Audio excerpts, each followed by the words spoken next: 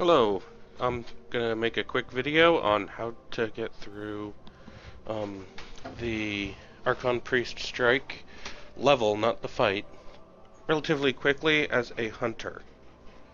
And the main thing you're gonna realize that I'm going to use for the skill is mostly the stealth. The escape artist and the crouching to gain stealth is probably the best thing to do for, actually it's the main reason I do this. Now, I'm going to be doing it on the easier difficulty because this is the only way I can guarantee getting it. It should work when there's extra damage in higher levels because I only get hit about once per section. So, we shall go through this. And the people, as you can see, I'm going to be with are random, so let's hope they don't mind what I'm going to do. The main way I do this is I just get through the points where you don't have to stop and kill things with stealth, and then the next area where you're not allowed to die, I kill myself, and it brings my teammates to where I am. So we shall see how this goes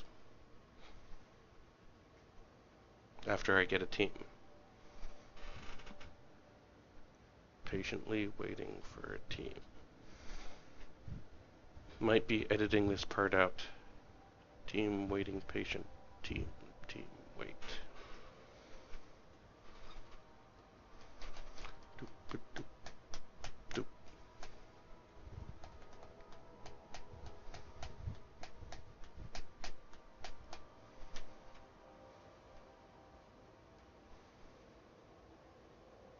Oh, one thing I forgot to do is, for the jump, I don't want it on blink, because when it's on blink, it takes you out of stealth when you use it. That's important information. They raided the prison of elders in the reef, got an Archon priest. The Queen's bounty is high, so we know it's powerful. We need to hunt this thing down before they fully restore its soul.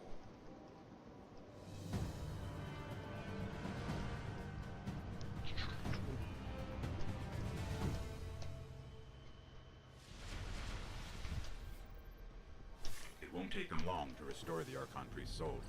We'd better head for the caves.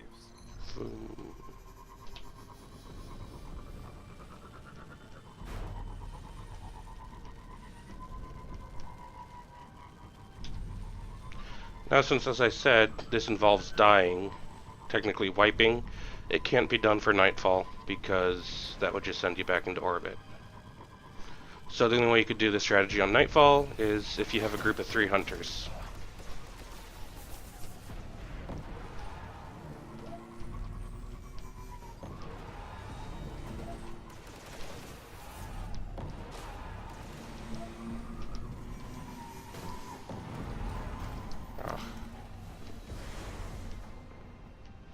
It is possible to get your Sparrow up this little ledge, but that's not what this strategy involves.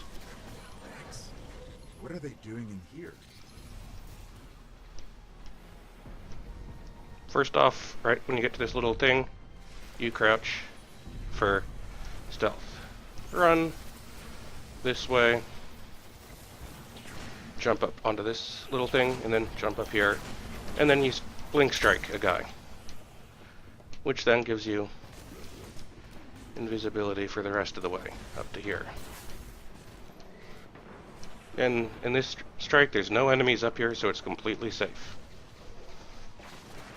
Once you leave, get past a shadow area, it gets rid of the shadow restriction for the people still in the area, and it'll res them right where they are when you reach it. So if they're like right behind you, they'll just get resed right there.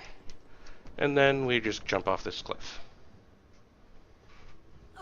which causes the wipe, and everyone gets pulled to where I am, which is only one person.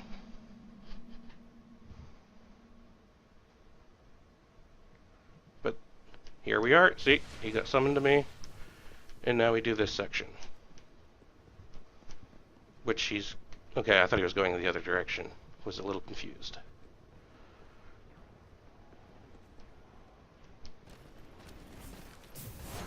And this part I'm probably going to be cutting because it's not important. It's just killing things.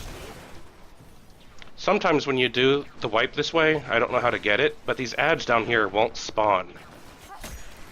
I think it happens when you go more to the right, so you never trigger their spawn. And when you cause the wipe, it never spawns in. It gets rid of the trigger that spawns the enemies or something. So there actually won't be the enemies at the bottom of this little plateau. There'll only be the few little hobgoblins up top.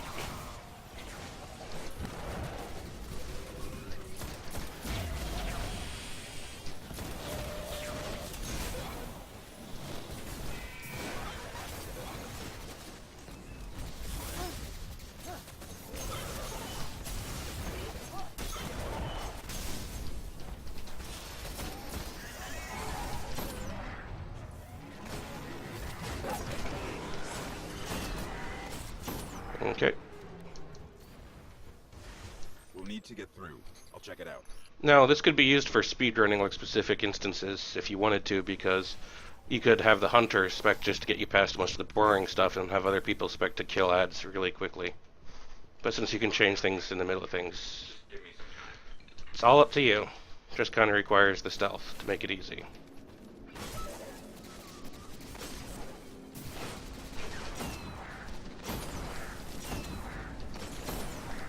Now the first wave, just for in case you haven't done this, the Minotaurs are the biggest threat.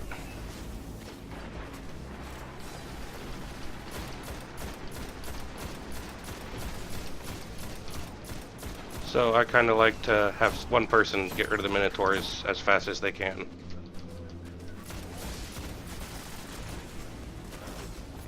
Second wave, the biggest threat is this cave right here. 3 hobgoblins will spawn out of. Now the problem is because hobgoblins, as everyone knows, lots of damage. And they have the altitude here, so they can get you while you're down there. And while you have everything else affecting you, so if you get them right when they come out of the cave, it's easiest to deal with them.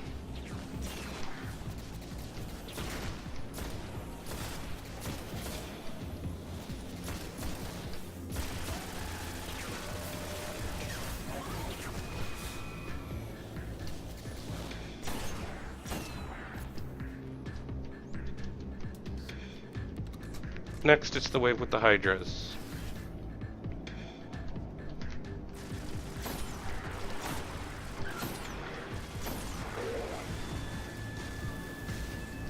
Harpies aren't really a threat unless there's solar burn.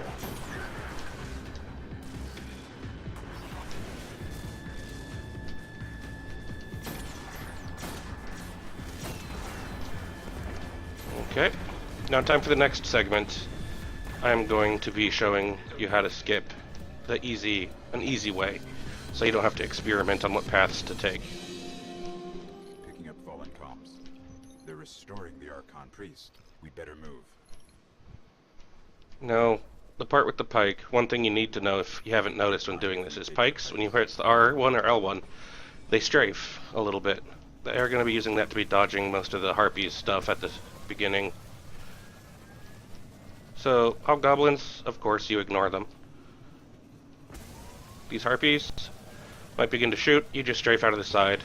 The Minotaurs, you can strafe their bullets as well.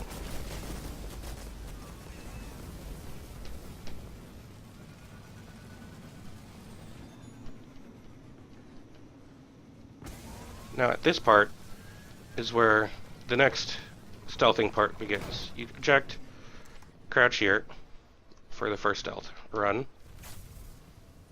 And then we're going to take the upper path up here. Go after that hobgoblin, which will then let you run the rest of the way. Because that Hydra won't be facing you at the time, so you can get past it. Which then gets you out of that area and into the next. And now I like to kill myself here. Just at this first group with the Minotaur and the Harpies. Just get in the melee range, you'll die fast. The Archon Priest is still inside. If he wants to melee you.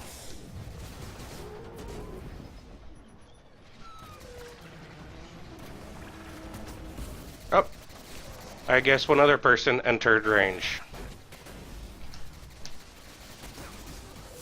Which I wasn't expecting.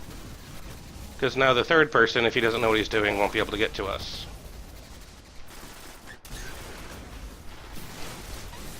Since this is a lower difficulty, it's easier to get past the trash without dying. But the strategies I showed you, you can get past them pretty easily without worrying about taking damage in the, like the weekly strike or 24 level Tiger Strike. And that's how to get through the instance fast. Now I'm just going to finish the rest of the instance for fun.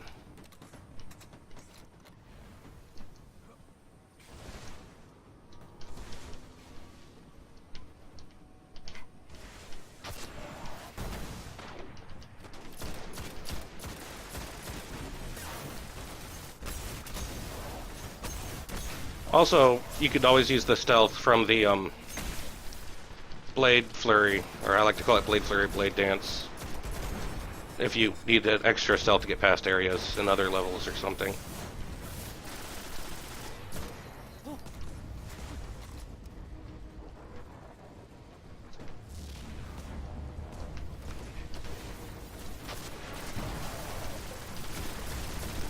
Another tip for those who might not be thinking, it's side probably a lot do this, or I don't like saving my heavy ammo for the bosses. I usually save it for the tougher adds, or when adds are grouped up. Because bosses, that extra damage doesn't really do much. Because all it does is shorten the fight when getting rid of adds removes damage that could be done to you. Icebreaker is great against Archon Priest. You can time the shots and keep them perpetually stun locked. You can do it with most weapons that have high impact.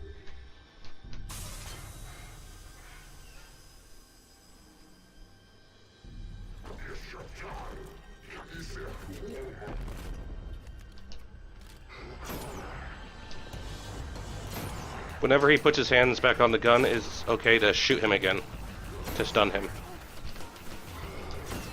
But getting shot from the side doesn't really help. Usually you want, for any boss, you always want one person on adds, because the bosses are never really scary themselves, except for the general. With his stupid minigun and missiles, I know everyone probably hates them. But adds are usually always the biggest threat.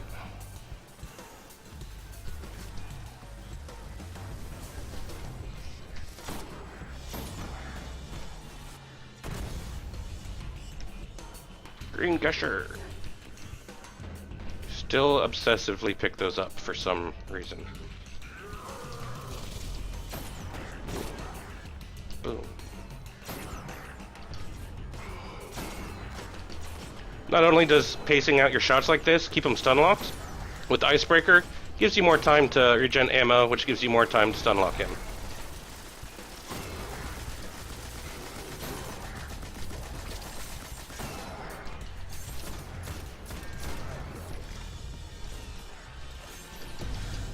Oh! Yeah, that was a mistake. A hilarious mistake, but a mistake. Oh, that's...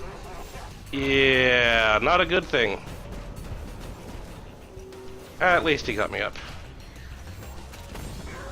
Let's be an idiot and get somebody up. Oof. And this is why I say adds must die.